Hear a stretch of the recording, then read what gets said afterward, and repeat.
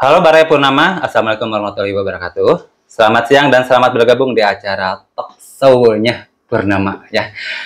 Senang sekali di siang hari ini Rama kembali hadir menyapa Barai Purnama. Tentunya masih tetap di radio kesayangan kita, Radio Purnama FM yang kami siarkan di Jalan Ibrahim Haji, Indihang, Kota Tasikmalaya. Tapi Barai Purnama sebagai di ujung acara Indra Rama kali ini sangat spesial ya Barai Purnama ya, karena Rama tidak sendiri.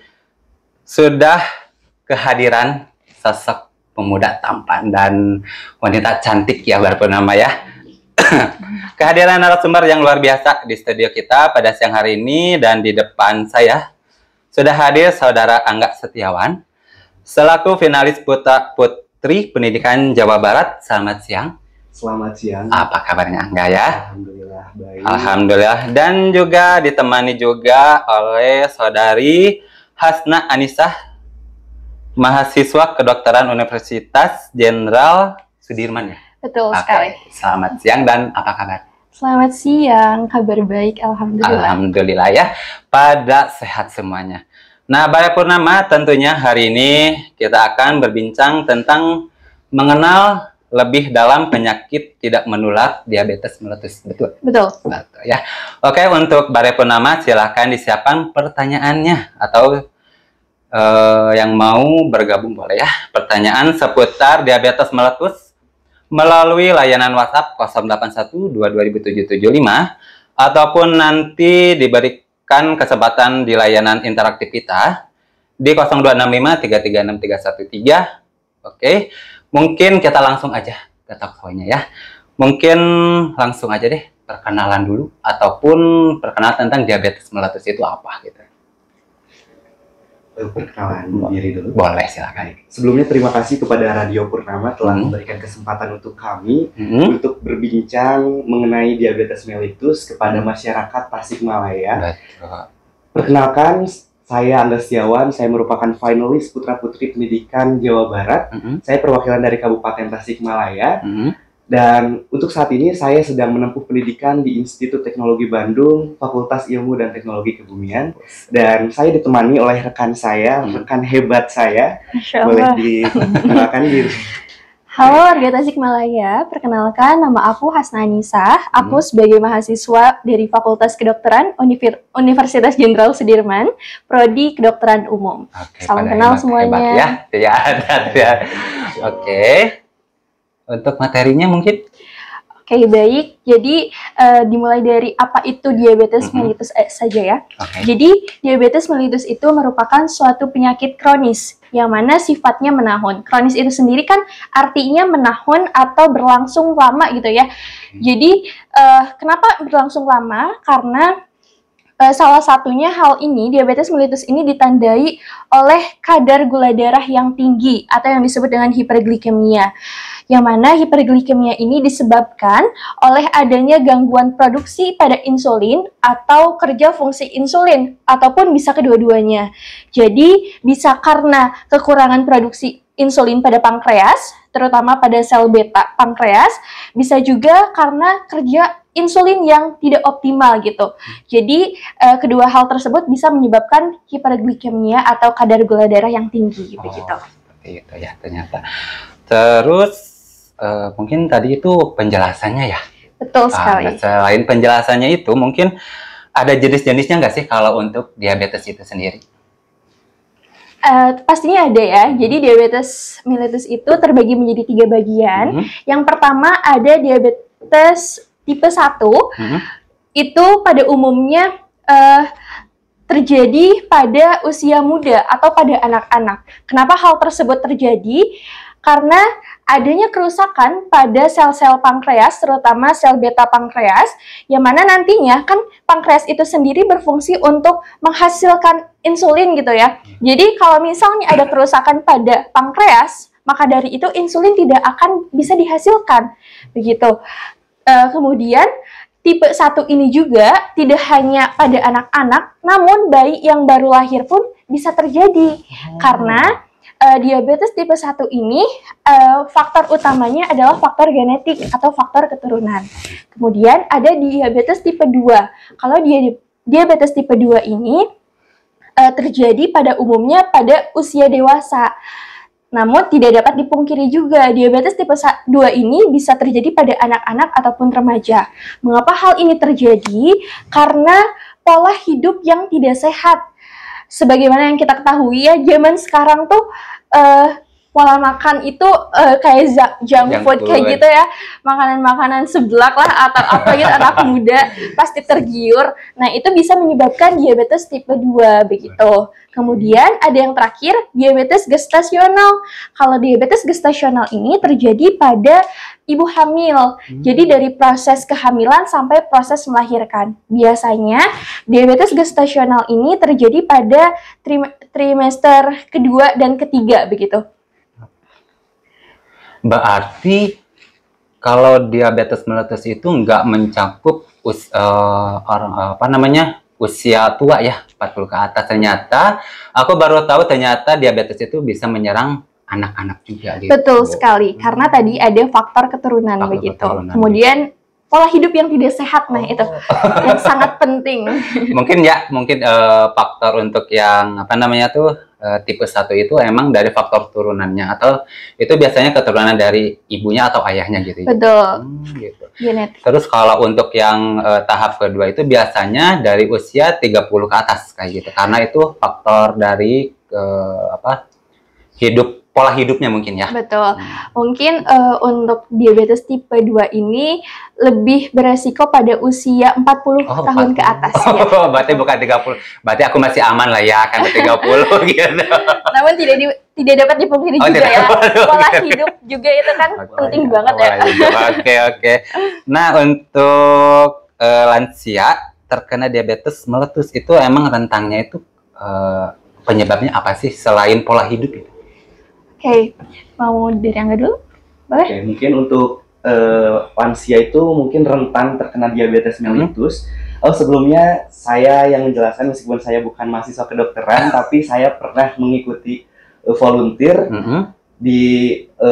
bersama anak-anak dari mahasiswa Fakultas Kedokteran Universitas Indonesia di Cikini Ampiyun. Saya melakukan volunteer berupa sosialisasi mengenai diabetes mellitus. Jadi mungkin setidaknya saya memiliki pengalaman tentang diabetes mellitus ini. Siap. Jadi untuk lansia sendiri sangat rentan terkena diabetes mellitus itu yang pertama itu oleh faktor usia.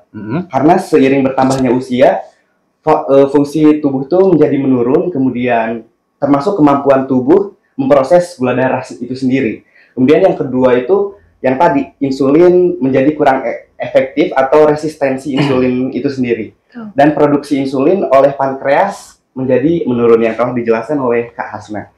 Kemudian yang kedua itu kondisi fisik lansia yang mungkin tidak sebaik anak muda mungkin ya, dan pola hidup mereka yang kurang gitu ya. Karena lansia cenderung memiliki gaya hidup yang kurang aktif dibandingkan anak muda gitu. Kemudian kebiasaan makanan yang tidak sehat di masa lalu memperburuk resiko diabetes di usia tua seperti itu. Kemudian ada penyakit yang menyertai juga. Biasanya lansia itu sering memiliki kondisi kesehatan lain seperti hipertensi dan kolesterol yang tinggi, yang pastinya itu meningkatkan resiko diabetes gitu. Dan pastinya biasanya gitu ya, orang tua itu memiliki kesadaran yang rendah.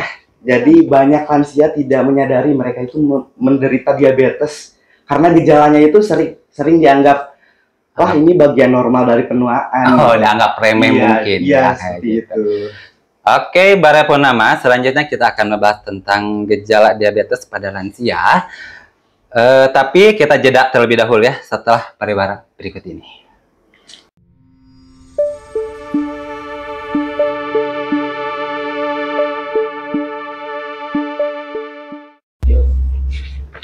Masih di 87,9 FM Radio Purnama Edas ya. Masih bersama Rama dan Angga dan Hasna Bara Purnama ya.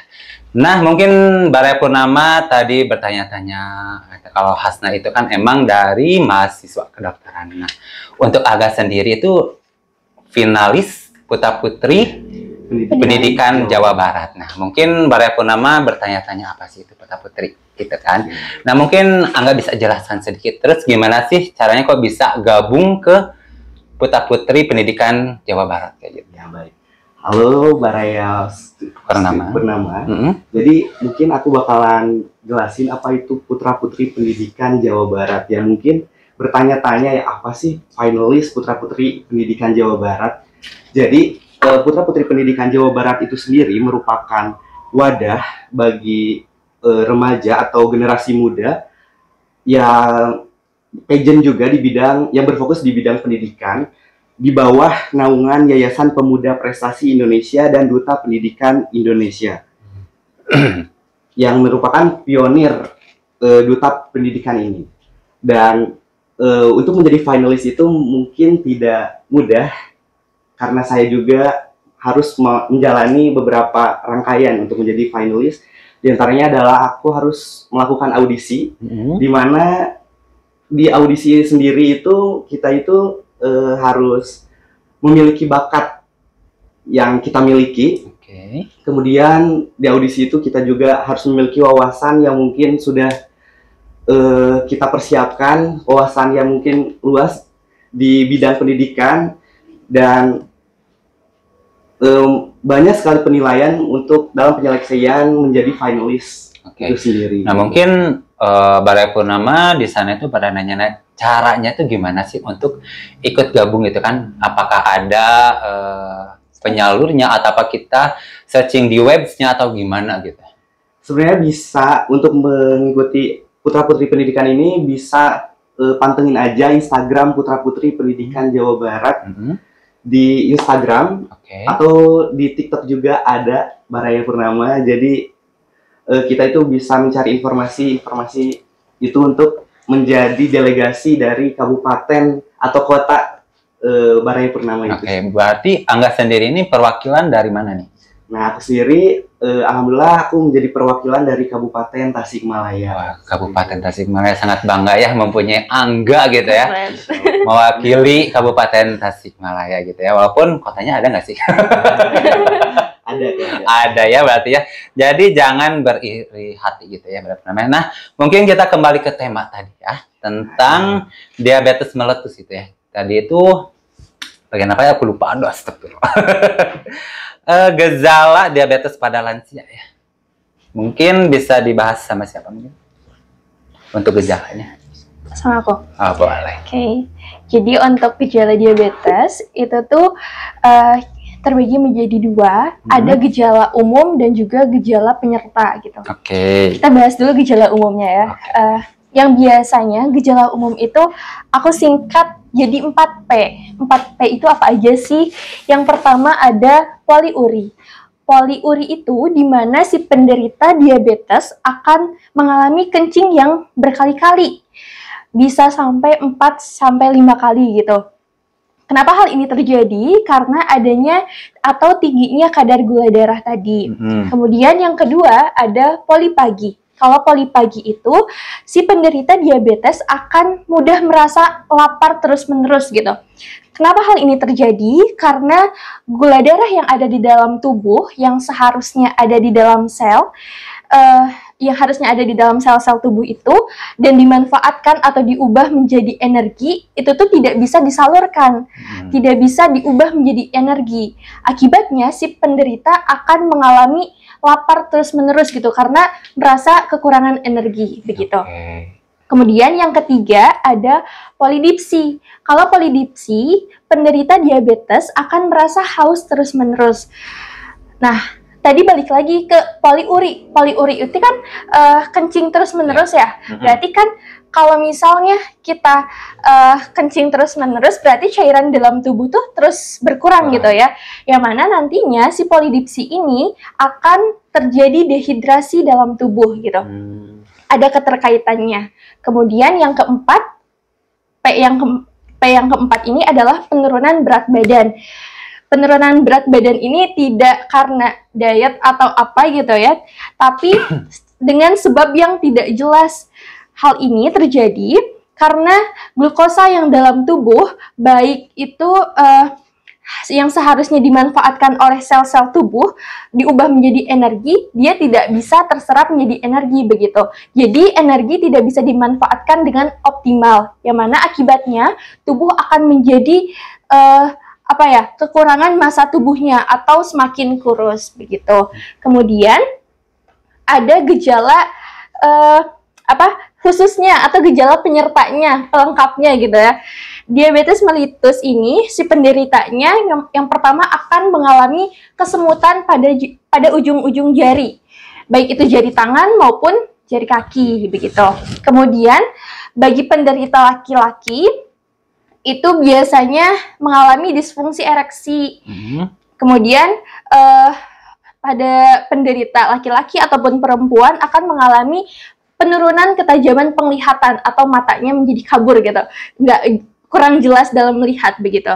Kemudian yang terakhir, mungkin masyarakat luas udah mengenal yang namanya kaki diabetes gitu ya. Kaki diabetes ini terjadi karena adanya gangguan pada organ kaki, yang mana hal ini disebabkan karena adanya gangguan pada sistem saraf dan pembuluh darah. Mengapa begitu? Jadi pada bagian kakinya itu akan terjadi infeksi. Jadi si kaki akan mudah terjadi infeksi. Kalau misalnya ada infeksi, dia akan tersebar secara luas gitu, menyebarnya secara cepat begitu. Kemudian yang bisa kita lihat karakteristik dari kaki diabetes itu, yang pertama dia warnanya atau bentuknya itu memerah, kemudian bengkak, tapi anehnya dia tidak bisa merasakan nyeri atau sakit, bisa dikatakan kebal gitu ya. Jadi ketika kita atau penderita mengalami diabetes mellitus, kemudian tertusuk jarum, paku, ataupun kerikil, dia tidak akan bisa merasakan rasa nyeri tersebut karena adanya gangguan pada sistem saraf dan sistem pembuluh darah. Yang mana kita tahu ya, kalau pembuluh darah ini kan fungsinya sebagai penghasil energi gitu ya. Jadi yang pertama nanti kalau misalnya pembuluh darahnya rusak nih atau ada gangguan, berarti si kulit tidak akan bisa mengalami penyembuhan luka secara cepat gitu. Jadi regenerasi kulitnya melambat. Kemudian kalau sistem sarafnya yang terganggu, berarti si kulit tidak akan merasakan rasa nyeri tadi, begitu. Lumayan mengerikan juga ya ternyata penyakit diabetes itu ya. Terus ada kemungkinan untuk sembuh nggak sih sebenarnya untuk diabetes itu? Sebenarnya ada ya, kemudian bisa dicegah juga gitu. Namun untuk sampai saat ini kami belum bisa mengenali obat yang benar-benar bisa membantu diabetes mellitus gitu ya. Namun untuk anak muda nih ya, seharusnya kita bisa mencegahnya itu dengan cara pola hidup yang sehat begitu. Jadi lebih baik dicegah ya daripada diobati gitu. Apalagi kan diabetes itu sampai sekarang belum ada obatnya ya. Betul sekali. Gitu, sangat mengerikan. Oh ya, misalkan gini ya Balai Purnama ya, mungkin aku perwakilan dari Balai Purnama aja nih yang nanya-nanya gitu. Kalau kita banyak mengkonsumsi buah-buahan yang manis itu ada dampak untuk ke diabetes nggak sih sebenarnya? Boleh. Baik. Untuk buah sendiri mungkin kita juga tahu ya kalau misalkan buah itu sehat dan karena mengandung banyak vitamin, serat dan sangat bermanfaat untuk tubuh kita. Jadi makan buah dalam waktu yang wajar sebenarnya baik untuk kesehatan kita. Jadi tetap saja buah juga akan berdampak terhadap diabetes sendiri karena jika berlebihan juga kan tidak baik gitu ya. Betul. Jadi emang apapun yang berlebihan itu emang tidak baik ya. Betul sekali. Nah, izin menambahkan terlebih dahulu. Jadi karena buah itu kan mengandung fruktosa gitu ya, glukosa dalam bentuk fruktosa. Jadi kalau misalnya kita mengkonsumsi dengan kadar yang normal, itu bisa menjadi bahan untuk menyehatkan tubuh gitu ya. Tapi kalau misalnya kita mengkonsumsi dengan kadar gula yang tinggi dari buah itu, yang secara terus-menerus, itu juga bisa memberikan dampak yang tidak baik pula untuk tubuh begitu. Oh, gitu. Jadi intinya itu makan buah tuh dalam porsi yang seimbang dan divariasikan dengan buah yang memiliki indeks glikemik yang rendah. Oh, gitu. Berarti emang nggak semua buah-buahan juga emang bisa menyehatkan ya kayak Betul gitu. sekali.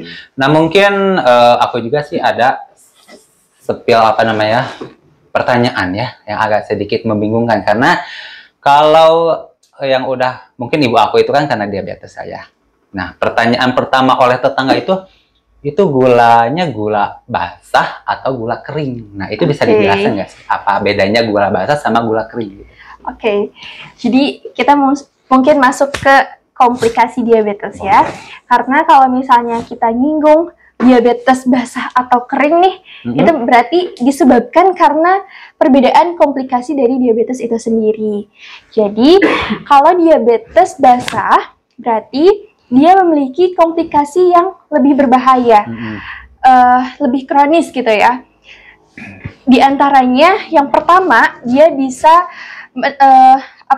bisa menjangkit ke ginjal, kerusakan ginjal. Nah, kalau misalnya ginjal kita rusak, sebenarnya kan kita tahu ya kalau ginjal itu fungsinya untuk memberikan atau membantu penyeimbangan kadar air dalam tubuh gitu ya. Kalau misalnya kita minuman yang masuk ke dalam tubuh itu berarti akan dikeluarkan oleh ginjal. Tapi kalau misalnya terdapat gangguan pada ginjal, berarti si ginjal tidak dapat mengeluarkan cairan dalam tubuh begitu. Akhirnya cairan numpuk di ginjal dan jadi membengkak gitu. Jadi yang pertama bisa mengalami kerusakan pada ginjal kalau yang diabetes basah. Kemudian selain itu yang kedua bisa juga menjadi atau mengakibatkan kerusakan pada penglihatan. Jadi ketajaman penglihatannya menurun gitu. Atau lebih parahnya bisa menyebabkan kebutaan begitu. Kemudian yang ketiga, yang tadi sudah aku bahas di awal, itu ada gangguan pada kaki yang terjadi karena gangguan saraf dan gangguan pembuluh darah. Akibatnya kaki itu mudah terkena infeksi gitu. Jadi pada intinya kalau kita luruskan aja ya, kalau yang diabetes basah sama diabetes kering itu terjadi karena perbedaan komplikasinya aja. Gitu. Jadi kalau yang basah komplikasinya dia lebih berbahaya. Kemudian kalau yang kering mungkin bisa dikatakan tidak lebih berbahaya dari yang basah begitu. Oh gitu ya. Mungkin yang aku tahu ya, yang dari orang-orang tahu ya gitu lah. Kalau gula diabetes basah itu katanya itu sering luka dan itu susah sembuh katanya kayak gitu. Terus kalau yang kering itu biasanya ngerusak berat badan katanya kayak gitu. Ya, benar nggak sih? Betul banget. Karena yang tadi udah aku bahas, kalau yang diabetes basah itu kan dia akan mengganggu saraf dan juga pembuluh darah pada kaki. Akibatnya, ini terutama ya kalau diabetes mellitus itu lebih menderitanya itu lebih ke kaki gitu, lebih berbahaya ke kaki gitu. Emang jadi, sih ibu aku juga emang lebih sering lukanya tuh di kaki, apalagi di telapak kakinya itu. Betul. Jadi kalau misalnya ada gangguan pada sistem saraf dan pembuluh darah pada kaki, dia akan menyebabkan luka yang ada di kaki itu menjadi susah sembuh. Nah, karena kenapa? Itu kan disebabkan tadi pembuluh darahnya yang terjadi gangguan gitu. Pembuluh darah kan tadi menghasilkan energi untuk membantu regenerasi kulit. Sedangkan kalau sistem saraf berarti dia akan merasakan rasa nyeri ketika ada rangsangan. Jadi kalau misalnya terganggu berarti yang penderita diabetes dia nggak bakalan ngerasain rasa nyeri. Itu yang menakjubkan di penyakit diabetes itu. Iya. Terus ada nggak sih buat meningkatkan kesadaran para Barai Purnama nih bahwa diabetes mellitus itu emang sangat bahaya gitu bagi lansia kayak gitu. Untuk selanjutnya berarti kita membahas tentang peningkatan kesadaran dan dukungan untuk lansia mengenai diabetes mellitus ini ya. Jadi untuk meningkatkan kesadaran itu kita itu perlu sekali peran keluarga gitu dalam deteksi dini gitu ya. Jadi kita itu sebagai keluarga, sebagai anggota keluarga yang mungkin mempunyai terutama yang masih mempunyai orang tua gitu ya, yang sudah lanjut usia, kita itu dapat mengajak para lansia untuk melakukan pemeriksaan gula darah secara rutin, terutama jika ada riwayat keluarga yang diabetes. Kemudian yang kedua juga kita dapat memperhatikan gejala-gejala yang tampak pada orang lanjut usia seperti luka yang sulit sembuh atau perubahan perilaku lainnya seperti itu. Kemudian yang kedua juga mengenai pola hidup sehat untuk lansia ya. Yang pertama juga harus diperhatikan tuh pola makan yang sehat. Misalnya dengan mengurangi konsumsi gula dan karbohidrat sederhana.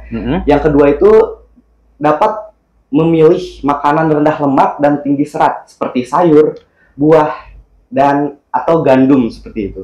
Kemudian yang kedua itu olahraga ringan. Karena biasanya orang tua itu males gitu. Iya, males ya. Terus terkadang aku ngerasa udah tua jadi gak mau gitu ya olahraga. Gak penting gitu ya. Semakin tua itu emang semakin kita harus banyak gerak ya. Iya, betul sekali. Padahal semudah jalan kaki juga itu sudah olahraga gitu ya. Misalnya dengan berjalan kaki, yoga, atau biasanya senam ya. Biasanya senam tuh ada lansia ya, untuk senam lansia di kampung saya mungkin. Di mana-mana pun mungkin banyak. Karena pertama emang lebih banyak disukai, terus emang mudah gitu. Iya, betul sekali. Kemudian yang selanjutnya itu biasanya itu faktor yang meningkatkan kadar gula itu adalah stres. Jadi kita itu mungkin sebagai lansia itu untuk menghindari stres itu sendiri, dan mungkin sebagai anggota keluarga mungkin jangan membuat gitu orang tua kita stres gitu ketika sudah memiliki riwayat diabetes seperti itu. Kemudian kita lanjut ke pengelolaan diabetes pada lansia. Yang pertama itu dengan cara minum obat atau insulin sesuai anjuran dokter. Yang kedua itu selalu rutin periksa gula darah secara teratur untuk memantau pengendalian diabetes. Kemudian yang ketiga, rutin juga memeriksa kondisi kaki untuk mencegah luka atau infeksi. Mungkin seperti itu kan. Banyak juga ya ternyata. Gini deh, aku mau nanya tentang ini mitos atau fakta sih ya. Gini, bahwa ibu aku itu bukan pecinta makanan manis ya. Tapi ayah aku tuh emang pecinta manis gitu ya. Sampai gula aja digado gitu. Nasi digado itu bahasa Indonesianya dimakan langsung gitu lah ya. Tapi ayah aku itu aman dari diabetes, tapi yang nggak suka gula itu ternyata yang kena diabetes gitu. Apa itu mitos apa fakta sih gitu? Nah, sebenarnya itu adalah mitos. Mitos ya ternyata. Iya. Karena faktanya diabetes itu tidak hanya disebabkan oleh konsumsi gula. Jadi seperti yang tadi Hasna jelaskan, faktor resiko lainnya itu seperti misalkan kurang aktivitas fisik, kemudian faktor genetik, obesitas juga itu menjadi pemicu diabetes. Kemudian pola makan tinggi kalori gitu ya, yang berkontribusi juga tuh sangat besar. Bahkan lansia yang tidak makan gula tetap bisa terkena loh diabetes jika faktor-faktor ini tidak terkelola seperti itu kan. Berarti emang bukan karena makanan manis ya, ternyata kan dari segi makanannya juga emang ada yang mengandung gula kayak gitu ya. Jadi Balai Purnama itu haruslah kontrol-kontrol makanan atau minuman yang kalian konsumsi tiap hari gitu ya. Iya, betul.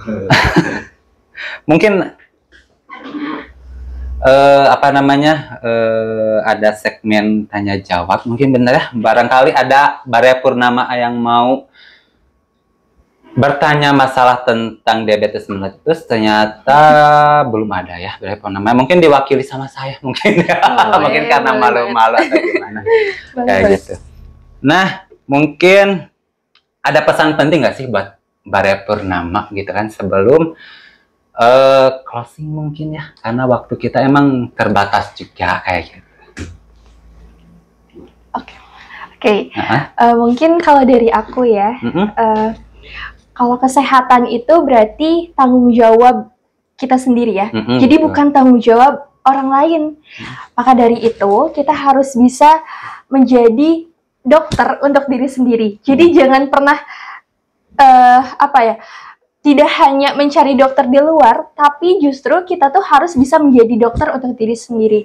Karena kenapa? Kesehatan itu kan berarti kita yang bertanggung jawab, kita yang harus bisa lebih aware gitu terhadap kesehatan diri kita sendiri. Kemudian harus ditanamkan bahwa pola hidup sehat merupakan hal yang paling penting dalam mencegah diabetes mellitus. Karena kenapa? Obat aja itu obat aja itu tuh tidak cukup untuk pengendalian atau pencegahan diabetes mellitus. Karena yang paling penting dalam kehidupan kita itu adalah bagaimana cara kita mengelola hidup kita dengan cara pola hidup yang baik gitu, pola hidup yang sehat gitu. Oke, ternyata emang paling penting itu jagalah pola hidup kalian, Baraya Purnama ya. Betul. Nah, Baraya Purnama, mungkin karena udah waktu azan zuhur, kita break untuk sementara waktu dulu ya.